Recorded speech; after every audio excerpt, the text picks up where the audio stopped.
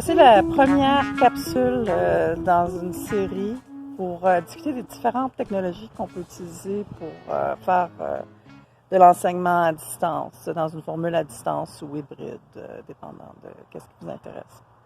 La première capsule porte sur comment faire des capsules. Alors, moi, j'utilise un logiciel qui s'appelle Camtasia. C'est un logiciel payant. Il y a d'autres options aussi que vous pourriez regarder. On va regarder un exemple ici d'un projet Camtasia. Alors, ce que vous voyez ici sur l'écran, vous voyez mon fond d'écran ici et vous voyez la fenêtre Camtasia qui est ouverte. Ici, en haut à droite, ce qu'on voit, c'est le rendu. Alors, c'est effectivement ce que je suis en train de produire comme vidéo ou comme capsule. Et ici, en bas, on voit les différentes pistes sur lesquelles on place les différents éléments.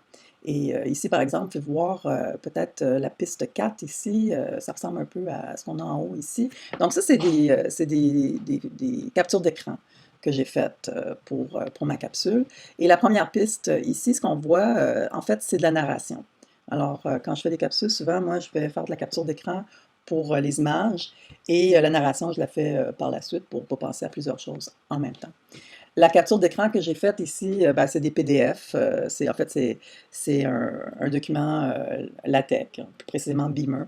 Dans Camtasia, on peut faire des captures d'écran, mais on peut aussi importer différents médias. Ça peut être des vidéos, ça peut être de la musique, ça peut être des documents. Et je parlais tout à l'heure de narration.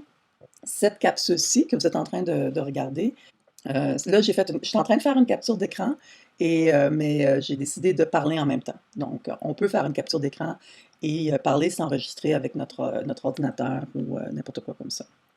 En ce moment, je suis en train d'utiliser le micro de mon ordinateur. Si vous voulez faire quelque chose de plus fancy, moi, dans mes capsules, j'utilise un micro de qualité que j'ai emprunté au service de soutien à la formation. Et il y a un technicien là-bas qui m'a suggéré la meilleure façon de faire à la maison, c'est dans un garde-robe. Ça coupe assez le son et ça fait une belle qualité de production. J'ai aussi des annotations. Je pense que les gens, ce qu'ils trouvent le plus intéressant dans un outil comme ça, c'est que tu peux rajouter des annotations par la suite. Alors, des petits dessins qui bougent aussi. Alors, comme lui, il va faire comme ça. C'est très le fun. Pour terminer, je voulais juste mentionner, comme je disais, Camtasia, c'est payant.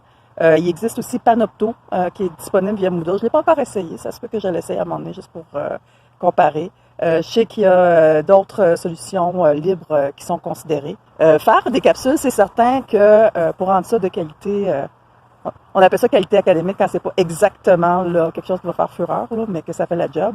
Pour faire quelque chose d'académique, c'est sûr que ça prend beaucoup d'ouvrages. Alors, c'est surtout intéressant si vous voulez créer des éléments qui vont avoir une certaine pérennité. Donc, pas juste utiliser une fois. Mais lancez-vous, puis essayez-le, c'est le fun.